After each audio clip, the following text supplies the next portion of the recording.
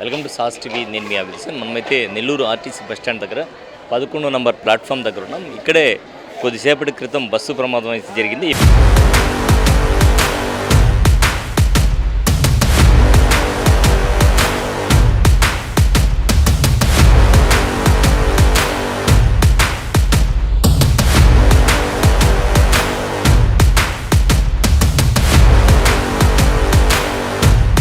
ఈ ప్రమాదంలో సుమారుగా 4గురికి గాయాలైనట్టు తెలుస్తుంది. ప్రధానంగా ఇక్కడ బ్రేక్ ఫెయిల్ అవ్వడం వల్ల, లేదంటే ఎక్సిలేటర్ అదే బ్రేక్ మీద కాలు పెట్టబోయి ఎక్సిలేటర్ మీద పెట్టారా అనేది తెలియదు.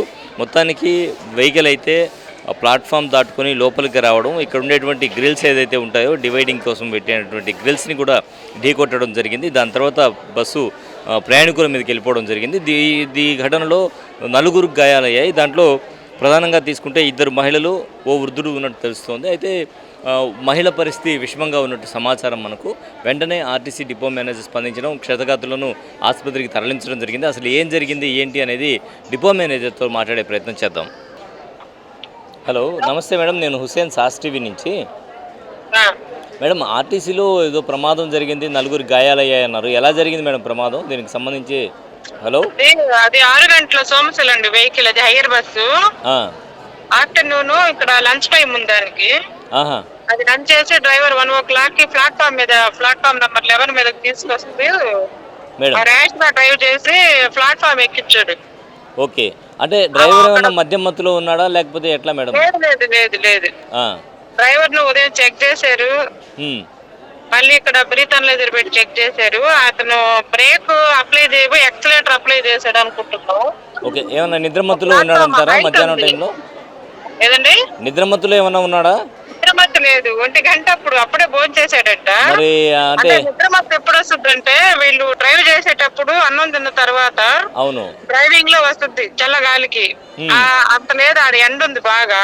ఓకే, అంటే మామూలుగా ఆర్టీసీలో ఎక్స్పర్ట్ డ్రైవర్సే ఉంటారు కదా అన్ని ఆర్టీసీల్లో కూడా. హైర్ బస్ కాబట్టి ఏమైనా జరిగి ఉంటుందా? అంటే ఎక్స్పర్ట్ లేని డ్రైవర్, లైసెన్స్ లేని వాళ్ళు ఎవరైనా ఎక్కారా? అతనికి లైసెన్స్ ఉంది ఆల్రెడీ. అతనికి పిఎంఈ కూడా పీరియాడికల్ మెడికల్ ఎగ్జామినేషన్ పంపించాం. దాని వ్యాలిడిటీ కూడా 27th వరకు ఉంది, నెక్స్ట్ ఇయర్ వరకు ఉంది. రెగ్యులర్ గా ఆయన అదే బస్ కి వస్తున్నాడు, కొత్తగా వచ్చిన డ్రైవర్ కూడా కాదు. ఆ బ్రేక్ కొట్టాల్సింది కాలు ఎక్సిలేటర్ మీద పెట్టేసరికి అది మూవ్ అయ్యి ముందుకెళ్ళింది. లక్కీగా అది పక్కనే స్తంభం ఉండబెట్టి పోలు దాన్ని కొట్టుకొని దానికున్న అడ్వర్టైజ్మెంట్లు అక్కడ ఉన్న ప్యాసింజర్స్ కి తగిలాయి. పోల్ ఢీ కొట్టబట్టి మనం ప్యాసింజర్ సేఫ్ అయ్యారు. ప్యాసింజర్ మీద రన్ అవ్వలే బండి.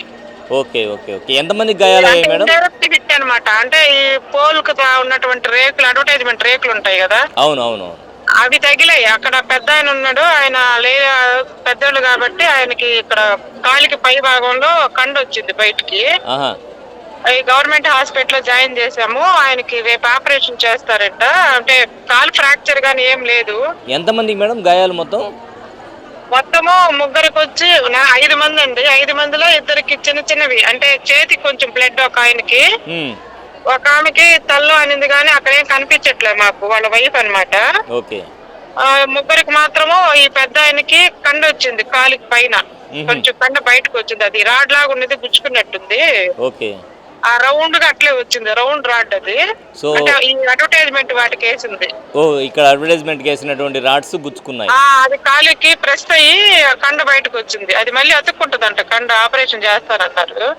5 మంది కూడా హాస్పిటల్ లో ఉన్నారా? జీజీహెచ్ లో ఉన్నారా మేడం? గవర్నమెంట్ హాస్పిటల్ లో ఉన్నారు. 5 మంది కూడా. 5 మంది అంటే వీళ్ళిద్దరు వెళ్ళిపోతారు. ఇంకా చిన్న తగిలాయి చూడండి. అవునవును, వాళ్ళు వెళ్ళిపోతారు. ఒక ఆమెకేమో కన్ను కింద దెబ్బ తగిలింది లైట్ గా. ఇంకొక ఆమె అతను నడుము నొప్పి అంటున్నాడు. ఆయనకి బయటకేం దెబ్బలు లేవు. వాళ్ళు 5 మంది. Okay, right madam. Bus driver మీద చర్యలు తీసుకుంటారు?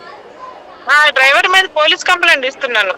Okay, fine madam, thank you. ఆయన ర్యాష్ గా ఎట్లా డ్రైవ్ చేస్తాడు? ఏమైనా అయి ఉంటే, లక్ ఏం కాలేదనుకోండి, చిన్న దెబ్బలతో తప్పించుకున్నారు. ఏమైనా జరుగుంటే నిజమే కదా. అంటే అంత ఎక్స్పీరియన్స్ ఉండి బ్రేక్ మీద కాలు వేయాల్సింది ఎక్సిలేటర్ మీద వేయడం అనేది ఆయనకి నాకు అర్థం కల. అది సీసీ కెమెరా ఫుటేజ్ చూస్తే ఫాస్ట్ గా వచ్చి ఎక్కిచ్చేసి ఆపేసాడు. సీసీ ఫుటేజ్ ఉందా అండి మీ దగ్గర? ఉంది. సో సీసీ ఫుటేజ్ ఆధారంగా ఇన్వెస్టిగేషన్ అయితే జరుగుతోంది. అయితే ఏది ఏమైనా కూడా 5 మందికి గాయాలైనట్టు తెలుస్తోంది. అందులో ఇద్దరికి కొంత తక్కువ ఉన్నా కూడా ముగ్గురికి తీవ్ర గాయాలయ్యాయి. ఈ ముగ్గురికి సంబంధించి ప్రస్తుతం జీజీహెచ్లో 5 మంది కూడా చికిత్స పొందినా కూడా ఇద్దరు డిశ్చార్జ్ అయ్యేటువంటి అవకాశం ఉంది. మిగతా ముగ్గురికి చికిత్స అనంతరం పంపిస్తారని తెలియజేస్తున్నారు. కెమెరామెన్ మహేష్తో హుసేన్, సాస్ టీవీ నెల్లూరు.